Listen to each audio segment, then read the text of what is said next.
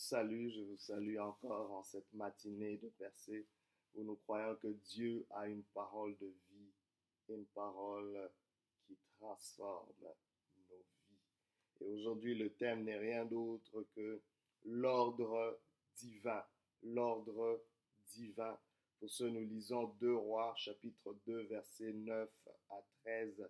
La Bible dit ceci: Lorsqu'ils eurent passé, Élie dit à Élisée: Demande ce que tu veux que je fasse pour toi avant que je sois enlevé d'avec toi.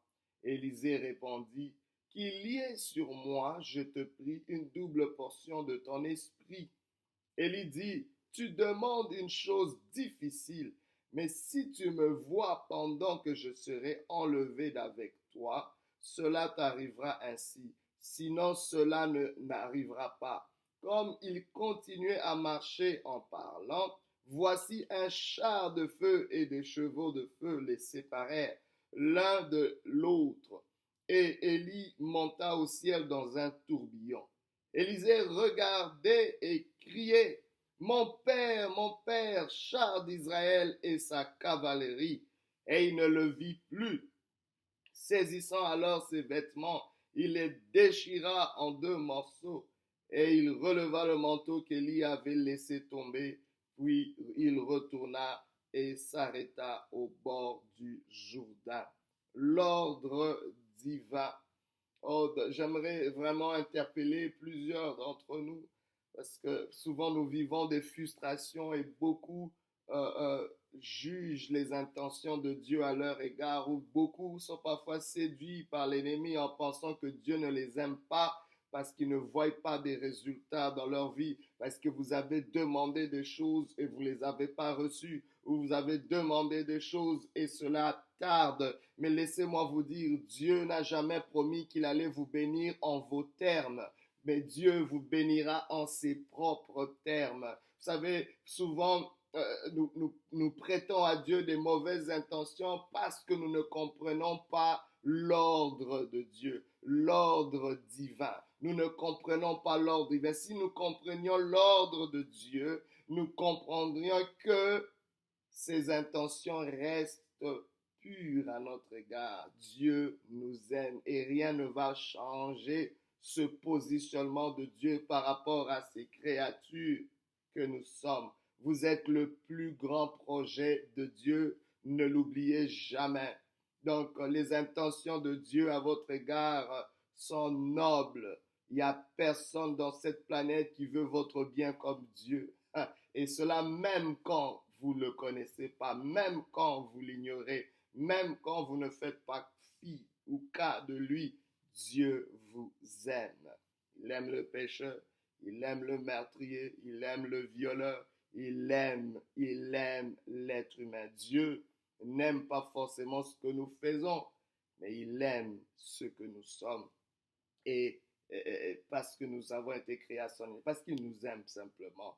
Il nous a créés pour son bon plaisir. Alors c'est quelque chose de très important de retenir, de comprendre l'ordre divin, car Dieu ne nous bénira pas en nos termes forcément, mais il nous bénira toujours en ses propres termes. Et c'est important pour nous de comprendre l'ordre divin. Et dans ce texte, on voit le prophète Élie qui est sur le point d'être enlevé par Dieu. Et il y a son protégé qui le suit, Élisée, qui va le succéder finalement. Mais en ce temps-là, en ce moment, il y a encore un mystère qui plane et le protégé, Élisée, reste attaché malgré son maître qui l'interpelle, qui lui demande: écoute, reste ici, j'ai quelque chose à faire, ne me suis pas. Il s'accroche à Élie comme s'il s'attendait à quelque chose. Finalement, Élie lui dit: écoute, demande ce que tu veux et que je fasse pour toi avant que je ne sois séparé de toi. Alors il fait une demande comme la plupart d'entre nous, nous faisons de demandes. Il y a des demandes parfois qui sont plus légitimes, il y a des demandes parfois qui sont juste pour satisfaire, je ne sais pas, nos envies. Mais qu'à cela ne tienne, ce sont de demandes. Si tu le demandes, c'est peut-être, tu trouves que ça vaut la peine que tu puisses le demander. La Bible déclare, demandez et l'on vous donnera. Donc ne cesse pas de demander parce qu'une porte a été fermée. Ne cesse pas de demander parce que quelque chose est trop difficile. Ne cesse pas de demander parce que quelqu'un à côté de toi n'a pas reçu. Tu es toi. Oh my God. La Bible déclare demander. Elle ne donne pas une limite quand s'arrêter de demander. Mais la Bible déclare demander. D'autres traductions même veulent dire que la Bible nous dit de continuer à demander jusqu'à ce que, oh, c'est très important pour toi de formuler cela. Et beaucoup ont été étouffés quand à leur demande. Beaucoup ont été sous pression peut-être par l'environnement. Mais aujourd'hui, tu vas demander, demande encore. Mais pendant que tu demandes, tu dois comprendre qu'il y a un ordre divin. Élisée demande la double portion de l'esprit d'Élie. En d'autres termes, il demande de devenir le successeur d'Élie. Et Élie, c'est surprenant comment il répond et cela vraiment nous révèle le cœur de Dieu. Il lui dit, écoute, tu demandes une chose difficile. Il le lui dit. Mais ça n'empêche pas que tu puisses le demander. C'est pas parce que quelque chose est difficile que tu dois pas le demander. C'est pas parce que quelque chose est difficile que tu dois fermer ta bouche et te priver et t'exclure de la chose. J'aimerais encourager quelqu'un. Il y a des choses que tu as cessé de demander. Demande encore. Il y a des choses que tu n'oses pas demander. Demande encore. Mais le plus important, c'est que tu dois comprendre qu'il existe un ordre divin attaché à chaque demande que tu fais.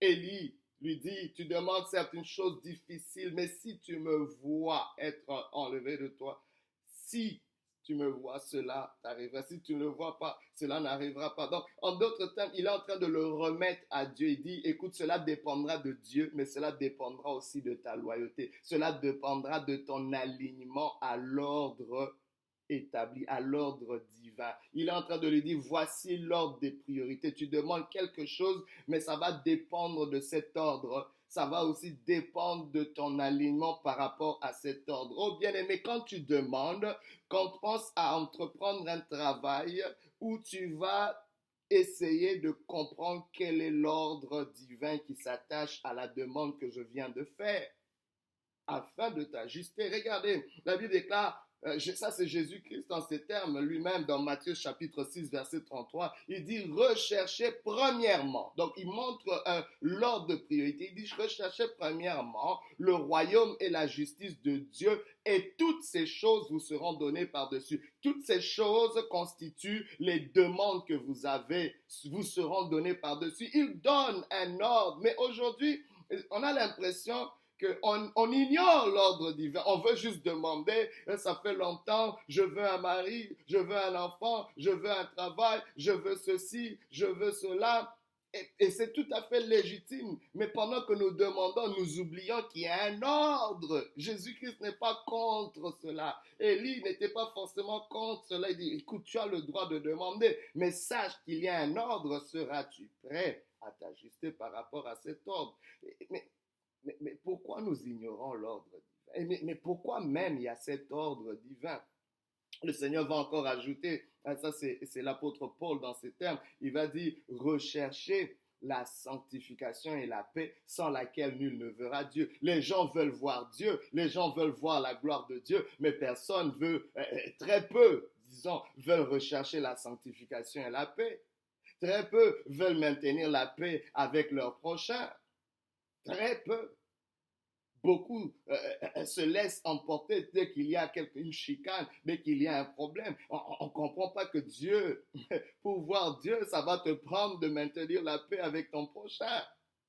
C'est relié quelque part. Dieu dit non, je veux que tu sois en paix avec ton prochain si tu veux me voir. Comment pourrais-tu ne pas supporter l'homme que tu vois et tu veux voir Dieu que tu ne vois pas? Et Dieu dit non, il y a un ordre. Recherchez d'abord. Donc, alors, essaie un peu de comprendre pourquoi Dieu veut cet ordre.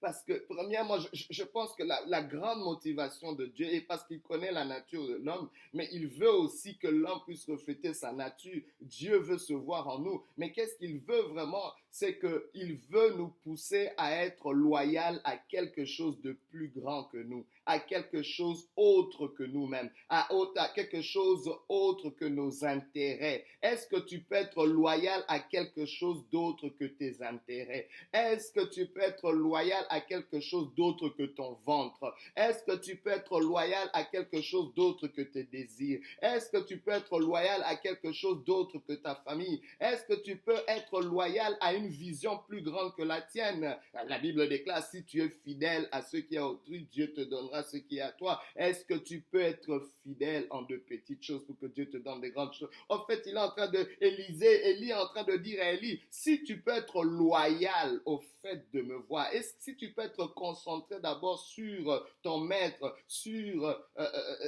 ton mentor qui est en train de se séparer de toi, si tu peux rester loyal jusqu'à la fin, même endurant, jusqu'au point d'endurer la séparation. C'était dur d'être séparé d'Élie.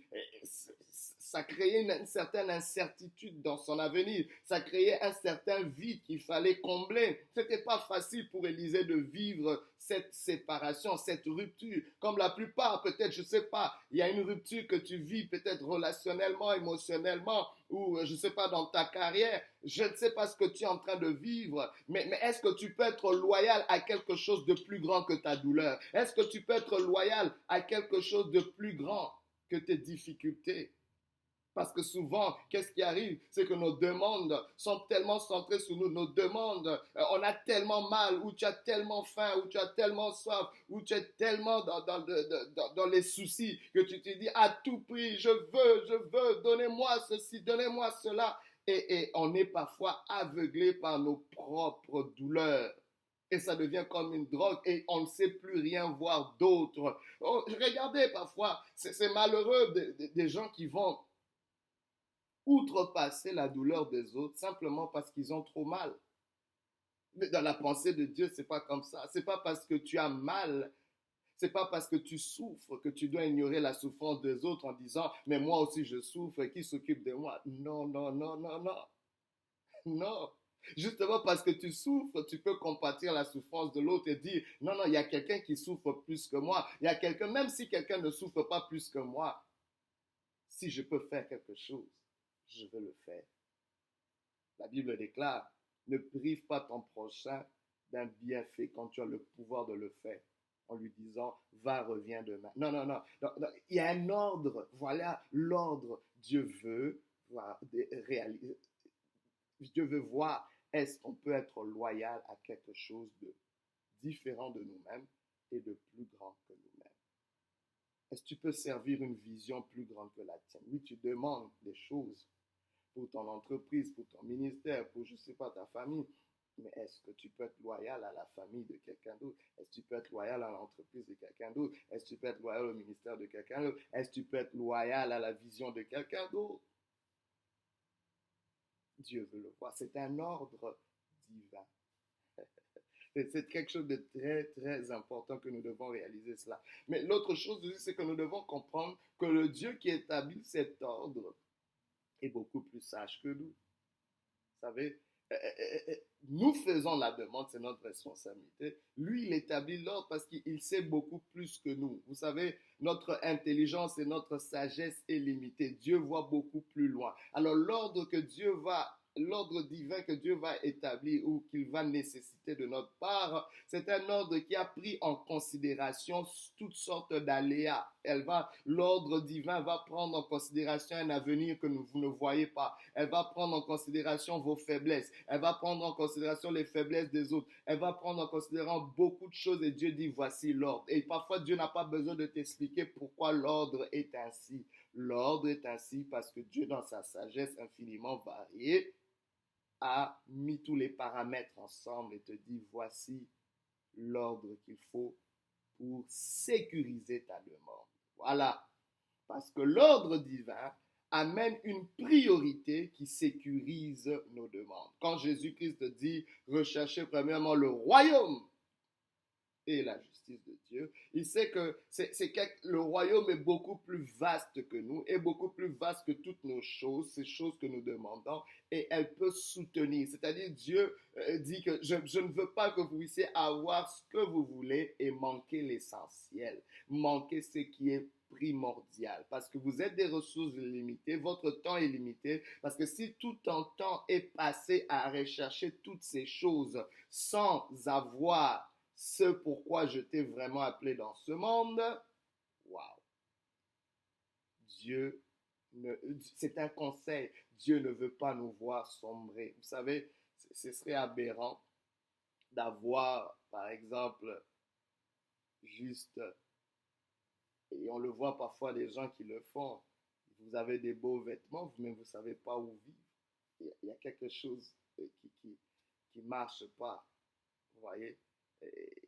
Il y a un ordre qui n'est pas à sa place, vous voyez, où euh, vous avez un beau véhicule, mais vous ne savez même pas où le stationner parce que vous n'avez même pas un logement. Donc, il y a quelque chose qui... Non, non, il y a des choses qu'il faut chercher en premier. Il y a un ordre qui va sécuriser tout le reste. C'est très important. Et nous devons apprendre à fonctionner ainsi. Ainsi, on voit Élisée qui reste loyal jusqu'au moment. La Bible déclare, quand il eut la Bible déclare, pendant qu'il continuait à marcher, voici un char de feu et des chevaux de feu les séparèrent. La rupture est arrivée, la crise est arrivée, l'incertitude commence à se créer. Et la Bible déclare, Élie monta au ciel dans un tourbillon. Mais regardez l'attitude d'Élisée. La Bible déclare, il regardait et criait. Il ne criait pas à ce besoin. Mais qu'est-ce que tu avais dit? Qu'est-ce que tu avais promis? Qu'en est-il de mon affaire? Non, non, il dit mon Père. Waouh. Il dit mon Père, qui veut dire ma source, mon soutien, mon Père. C'est-à-dire, il est en train de pointer sa loyauté. Il dit, ma loyauté est beaucoup plus grande. Je ne sais pas ce qu'il adviendra de ma requête. Je ne sais pas ce qu'il adviendra de ma demande, mais je reste loyal à l'ordre divin. Je reste loyal à mon Père. Même pendant qu'il est en train d'être séparé de moi, je reste loyal à ce qu'il représente. Il dit, mon Père, char d'Israël et sa cavalerie. Il reconnaît la puissance de Dieu qui était représenté à travers le ministère d'Élie, son père, son mentor. Waouh! Et la Bible déclare, il ne le vit plus. Mais il a vu jusqu'au bout. Waouh! Et c'est là qu'il a pu saisir les vêtements, il les déchira en morceaux et il a saisi le manteau qu'Élie avait laissé. Et c'est comme ça qu'il a pu succéder à son ministère. Il a pu faire deux fois plus de miracles. Vous savez, quand nous respectons l'ordre, il y a toujours un bonus que Dieu nous accorde. Élie ne savait pas qu'il ferait deux fois plus de miracles qu'Élie. Il demandait juste d'être son successeur. Mais la réalité, c'est que le succès, c'est dans la succession. Vous ne pouvez pas avoir réussi si votre successeur ne fait pas plus que vous. Donc, arrangez-vous pour que vous... Et c'est la pensée même de Dieu. Mais Dieu dit, parce que tu as honoré l'ordre qui avait été établi, je veux faire davantage dans ta vie. Alors aujourd'hui, si tu entends la voix du Seigneur, n'endurcis pas ton cœur. Si tu ne l'as pas encore dans ton cœur, tu peux dire, Seigneur, ma demande, c'est de te connaître. Wow. Et Dieu te surprendra en amenant encore plus dans ta vie. Sois béni de Dieu. L'ordre divin sécurisera ta vie, tes demandes